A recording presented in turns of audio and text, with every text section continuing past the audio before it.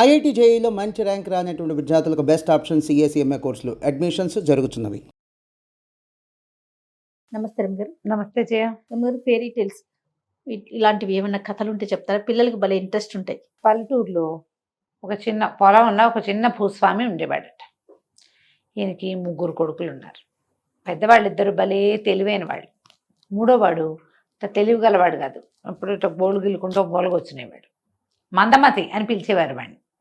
వాడంటే ఈ పెద్దవాళ్ళిద్దరు యాక్టివ్గా ఉండేవాళ్ళు. వీడికి యాక్టివ్నెస్ పాడు లేదు. వాడు గోల్డ్ పీక్కోవటము, వాడేదో వాడి దారిని వాడి కూర్చొని ఉండటము అదే ఉండేది. దాంతో చిన్నవాడికి ఏం పెద్దగా పనులు చెప్పేవాళ్ళు కాదు. పెద్దవాళ్ళిద్దరు వ్యవసాయ పనులలో జోరుగా ఉండేవాళ్ళు. ఓ సంవత్సరం వీళ్ళు పంట ఏదో వేసుకున్నారు.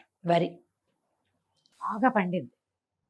పంటకి చివరి రోజుల్లో కాపలా ఉంటారు కదా, రాత్రిపూట కాపలా పడుకునేవాళ్ళు. తెల్లారేసరికి ఎవరో పంట అంతా తొక్కేశారు. అయ్యో, ఆశ్చర్యపోయారు, ఏమిటి ఎవరు వచ్చారు? సరే కాపలా ఉండమన్నాడు పిల్లల్ని. అది చాలా పెద్ద పొలం, ఓ పక్కంతా తొక్కేయబడి ఉంది. మర్నాడు ఓ రాత్రి పెద్ద అబ్బాయి కాపలా పడుకున్నాడు. తెల్లవారుజాము దాకా ఉన్నాడు మెలకుగానే. ఏదో 5 నిమిషాలు ఇట్లా పడిపోతుందిగా కునుకు, ఎవరో వచ్చారు తొక్కేశారు. రెండో వాడికి పడుకున్నాడు. రెండో రోజు వాడు అంతే చేశాడు. వాడికి మెలకు వచ్చి చూసేసరికి పంట ఓ పక్కంతా పాడైపోయింది. మూడో రోజు నాన్న అన్నాడు, మందమంది నాకు గోళ్ళు గిల్లుకుంటూ మూల కూర్చుంటాం, వాళ్ళిద్దరికి తెల్లవారులు నిద్రలు లేవు, మరి వాళ్ళు నువ్వు కాపలా ఉండు, ఇక్కడ కూర్చుని చేసే పని ఉంది వెదవా అని తిట్టాడు. మందమతి సరేనని వాడు కాపలా ఉన్నాడు. వాడు ఏం చేశాడు, చెట్ల కొమ్మలు 5-6 విరిచి ఓ చోట పడేసి దాని మీద ఒక తువ్వాలు కప్పుకు పడుకున్నాడు. ఆ కొమ్మలు గుచ్చుకుంటూ ఉండేసరికి వాడికి నిద్ర పట్టల. అన్నయ్య వాళ్ళు ఏం చేశారు, కంబళ్ళు వేసుకున్నారు పక్కలు. తెలివిగా కంబళ్ళు వేసుకుంటే హాయిగా ఉంటుంది. హాయి వల్ల నిద్ర వచ్చింది. వీడికి హాయి లేదు, తెలియదు వాడికి హాయి ఏమిటో. దాంతో మెలకుగానే ఉన్నాడు. తెల్లవారుజాము 4 బాబు అయ్యేసరికి ఒక తెల్లటి ఎత్తైన గుర్రం వచ్చి పొలంలో దిగింది. వీళ్ళు మెలకుగానే ఉన్నాడు. వీడు చూసి ఆశ్చర్యపడి, అవురా 3 రోజుల నుంచి మా పొలం తొక్కేస్తుంది, నువ్వేనా, నీ సంగతి చెప్తాను ఉండని ఏం చేశాడు, ఒక తువ్వాలు చెత్తపుచ్చుకొని వెనకపాటుగా వెళ్ళి ఆ గుర్రం మీద తువ్వాలేసి గట్టిగా పట్టేసుకున్నాడు. గుర్రం విదిలించుకుంది, అయినా వీడు వదల్లా. తువ్వాలు జారిపోయింది. కానీ వీడేం చేశాడు, ఆ తువ్వాలతో పాటు తోక వాడి చేతికి వచ్చింది, తోక పుచ్చేసుకున్నాడు. ఆ గుర్రం విదిలిచ్చింది. ఎంత విదిలిచ్చినా సరే వాడు వదల్లా. వాడు మొండిపట్టువాడు కదా, మొద్దు. అదేం చేసింది, ఒక్క ఎగిరి ఆకాశంలోకి ఎగిరిపోయి 3 సముద్రాల అవతల దిగింది ఇతనితో సహా. వీడు మరి తోక పుచ్చుకుని ఉన్నాడు, తోకతో పాటు వెళ్ళిపోయాడు. అక్కడ దిగేసరికి నన్ను వదులు, నా తోక నొప్పెడుతోంది అంది. నేను వదలను, నువ్వు 3 రోజుల నుంచి మా పొలం తొక్కేసావు, ఏడాది పంట అనేసరికి గుర్రం అంది, నన్ను క్షమించు, బాగా నిండుగా పండేసరికి తెల్లవారుజామున ఆ దారిలో తిరుగుతుంటే దిగాలనిపించి దిగేశాను, నన్ను వదిలిపెట్టు, బదులుగా నా 3 పిల్లల్ని నీకు ఇస్తాను అనేసరికి ఒప్పుకున్నాడు. ఒప్పుకుంటే సరే ముందు నన్ను మా ఇంటి దగ్గర దించమన్నాడు. ఈ గుర్రం ఏం చేసింది, వీడిని తన మీద ఎక్కించుకుని 3 సముద్రాలు దాటిచ్చి వీళ్ళ పొలం దగ్గర దింపి ఏం చేసింది, ఒక కళ్ళెం తన పట్టుకునేది ఉంటుందిగా, గుర్రానికి కళ్ళెం ఉంటుంది. కళ్ళెం నేను పిల్లల్ని తెచ్చిచ్చేదాకా న్యాసంగా, అంటే ఏమంటారు, బార్టర్ సిస్టమ్, నా కళ్యాణ్ని నీ దగ్గర ఉంచుకో అని చెప్పి కళ్యాణ్ని వీడికి అప్పచెప్పింది. వీడేం చేశాడు, మర్నాడు చూసుకున్నాడు. నాన్న చూస్తే పొలం తొక్కిలేదు, సంతోషించాడు. వీడేదో చేశాడు అనుకున్నాడు. కుర్రాడు ఏం చేశాడు, ఈ అడవిలోకి వెళ్ళి కట్టెలు కర్రలు అవి ఇవి కొట్టుకొచ్చి గుర్రపు శాల ఒకటి తయారు చేయటం మొదలుపెట్టాడు. 3 గుర్రాలు ఉండాలి. కొన్ని నెలలు గడిచాక ఆ కొట్టం పూర్తయ్యాక ఆ పెద్ద గుర్రం వచ్చి 3 పిల్లల్ని అప్పచెప్పింది. అందులో 2 పిల్లలు ఎంత అందంగా ఉన్నాయో, వెండి గిట్టలు, బంగారపు జూలు, బంగారపు రంగు తోకలు భలే ఉన్నాయి పంచకళ్యాణి గుర్రాలు. 3వ గుర్రానికి 2 మూపులు ఉన్నాయి. మెడ మీద 2 మూపులు, ఇట్ట గూనెల్లే ఉంది దానికి. ఆ 2 మూపుల మధ్య కళ్ళెమే ఎక్కర్లా, చక్కగా కూర్చోవచ్చు. గూని గుర్రం అది. ముక్కు మొహం అందంగానే ఉంది, కానీ గుర్రం మాత్రం వెరైటీగా ఉంది. 3 గుర్రాలని అప్పచెప్పి పెద్ద గుర్రం వెళ్ళిపోయింది. ఈ 3 గుర్రాలు అందరూ ఆశ్చర్యపోయారు, ఎంత బాగున్నాయి అనుకున్నారు. ఆ గుర్రాల సందడితోటే సరిపోయేది వాడికి. ఆ చిన్న గుర్రం అంటే మహాముద్దు, ఆ గూని గుర్రం అంటే చాలా ప్రేమ. దాంతో బాగా కబుర్లు చెప్పేవాడు, అది కూడా అన్నీ వింటున్నట్టుండేది, మాట్లాడుతుండేది వాడితోటి. అయితే ఈ అన్నయ్యలకి ఒళ్ళు మండిపోయింది. నిన్నటిదాకా మందమతిగా ఉన్నాడు, వీడికి గుర్రాలు వచ్చినాయి, వీడి గుర్రాల సంగతి చూడాలని రాజుగారికి చెప్పారు. మా తమ్ముడి దగ్గర బ్రహ్మాండమైన గుర్రాలు ఉన్నాయండి, తీసుకోండి. రాజుగారు వచ్చి గుర్రాలు చూసి గుర్రాల వెల ఎంత మాకు ఇవ్వమని అడిగాడు. అడిగితే వెల నాకు తెలియదండి, మీకు తోచింది ఇవ్వండి అన్నాడు మందమతి. అనేసరికి ఆ గుర్రపు శాల వాడిని కేకేశారు. వాడు వచ్చి చూసి, అయ్యే బాబు ఇవేం గుర్రాలండి, దేవతా గుర్రాల్లా ఉన్నాయి, వీటిని చిన్నప్పటి నుంచి కాసిన వాడెవడో వాడితో కాయించుకోండి, నా మీద ఈ పని పెట్టద్దు, నేను మామూలు గుర్రాలను సేవిస్తా, ఈ గుర్రాల సేవ నా వల్ల కాదు అనేసరికి రాజుగారు అన్నాడు, ఏరా అబ్బాయి నువ్వే ఉంటావా మా దగ్గర అనగానే వాడికి సంతోషంగా ఉంది. గుర్రాలతో ఉండటమే ఇష్టం వాడికి. మీరు గనక నన్ను కూడా వీటితో ఉంచుకుంటానంటే నాకు ₹1 ఇవ్వద్దు, నాకు ఉండటానికి ప్రబంధం ఇవ్వండి చాలు, 3 గుర్రాలని నేను చూసుకుంటాను అన్నాడు. రాజుగారి గుర్రపుశాలలో ఒక ప్రత్యేక కొట్టం ఈ 3 గుర్రాలకి ఇచ్చారు. ఆ కొట్టాన్ని ఆనుకుని ఉన్న ఒక ఇల్లు ఈ కుర్రాడికి ఇచ్చారు. శుభ్రంగా రాచరికపు భోజనం చేస్తూ గుర్రాల్ని మాలిష్ చేసుకుంటూ వాటితో కబుర్లు ఆడుకుంటూ హాయిగా ఇక్కడే ఉండటం మొదలుపెట్టాడు. కొన్ని రోజులు అయ్యాక ఈ రాజుగారికి చెప్పారు ఎవరో, ఈ మన సముద్ర రాజుగారి కూతురు భలే అందగత్తె, అలాంటి అమ్మాయిని పెళ్లి చేసుకోలేని వాడి జీవితం వృధా.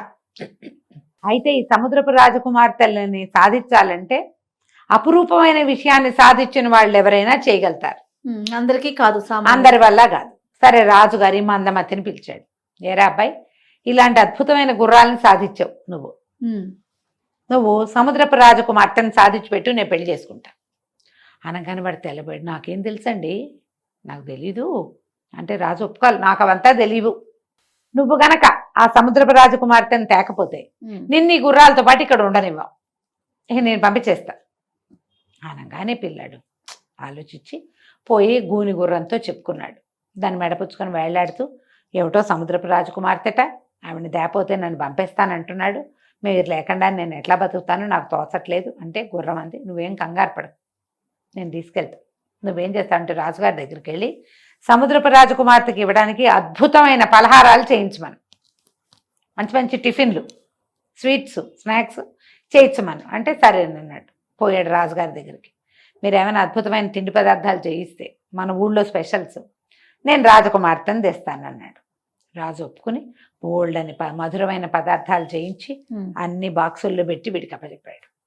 గూనిగుర్రం ఉంది, నువ్వు నా మీద ఎక్కువ, నేను తీసుకెళ్తానని.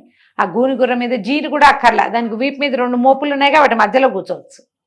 ఆ మూపుల మధ్య కూర్చోబెట్టుకుని ఈ పలహారాల బ్యాగు, ఆ తర్వాత ఏమో ఒక గుడారం వేయడానికి సరిపడా కొన్ని పదార్థాలు సామాన్లు మోసుకుని తీసుకుపోయారు. ఆ గుర్రం ఏం చేసినట్టు 3 సముద్రాలు దాటిచ్చి 4వ సముద్రం దగ్గర దింపింది. వీడేం చేశాడు, తను తెచ్చిన సామాన్లతోటి ఒక చక్కటి గుడారం లాంటిది వేసి స్వీట్లు ఇచ్చాడుగా రాజుగారు, అవన్నీ పరిచిపెట్టాడు. కుర్రాడు గుర్రము ఒక మూల దాక్కున్నారు. సాయంకాలం అయ్యేసరికి చక్కగా అలలు నిదానంగా వీచడం మొదలుపెట్టినాయి. ఊళ్ళంతా గాలేస్తోంది. ఆ అలల 4వ సముద్రపు అలల మీద నుంచి ఒక అందమైన రాజకుమార్తె నడిచొచ్చింది. ఈ తీపి పదార్థాల వాసనకి గదిలోకి వెళ్ళింది, ఆ గుడారంలోకి. బోల్డని పదార్థాలు కనపడుతున్నాయి. ఆ అమ్మాయి తనకు నచ్చినవన్నీ తీసుకుని తింటా మొదలుపెట్టింది. ఈ గుర్రం చెప్పింది, వెనకపాటుగా వెళ్ళి పట్టుకో, వెనక నుంచి పట్టుకుంటే వదిలించుకోలేదు అని చెప్తే వెనక నుంచి వెళ్ళి గట్టిగా గావలిచ్చేసుకున్నాడు. ఆ అమ్మాయి లబో దిబో మంది కానీ అబ్బాయి వదిలిపెట్టల. ఇలాంటి పదార్థాలు ఎన్ని కావాలంటే అన్ని పెట్టిస్తా, నాతో వచ్చి మా రాజుగారిని పెళ్లి చేసుకుందు కానీ గుర్రం మీద వెళ్ళిపోదాం అంటే ఆ తిండి పదార్థాల కోసం ఆ అమ్మాయి వీడి గుర్రం ఎక్కి వచ్చింది.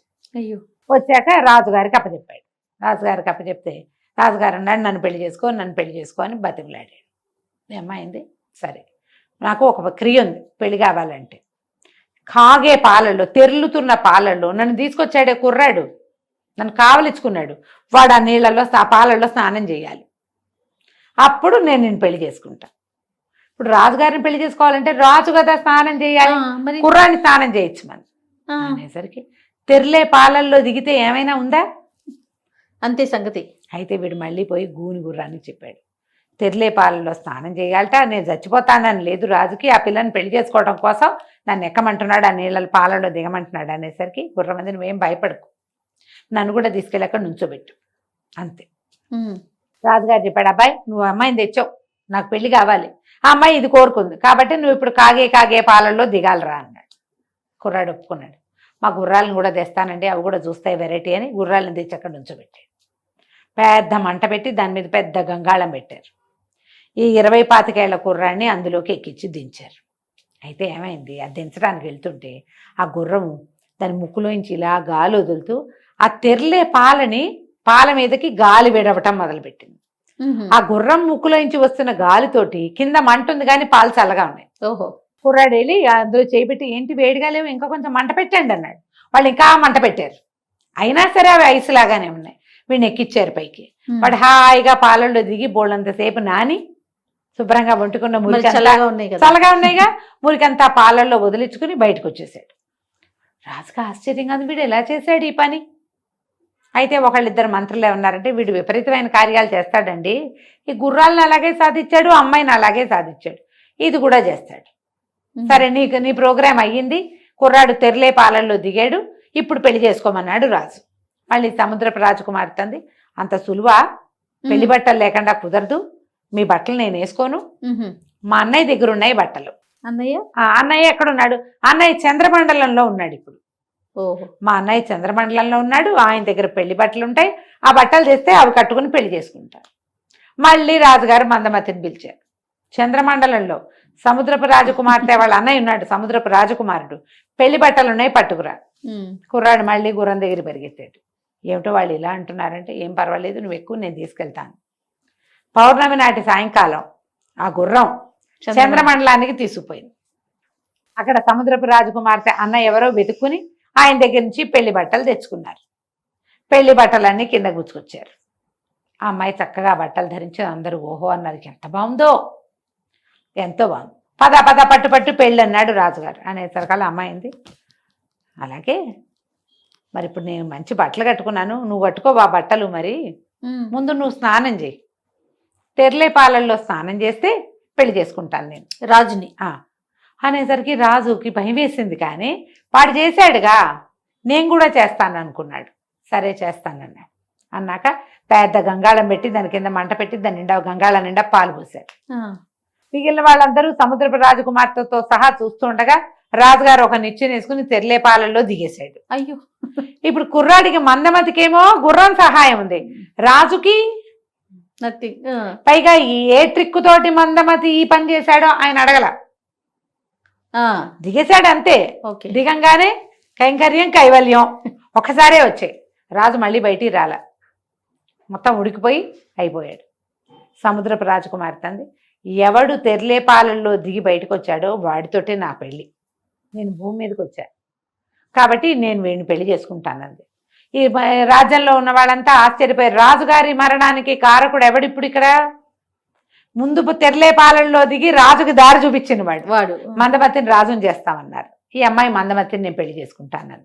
ఆ పిల్ల తర్వాత చెప్పింది, నన్ను ఎవరు కౌగిలించుకున్నారో వాడిని పెళ్లి చేసుకోవాలి కానీ వేరే వాడిని నేను ఎందుకు చేసుకుంటాను, అందుకే ఈ సూక్ష్మం పెట్టానని చెప్పింది.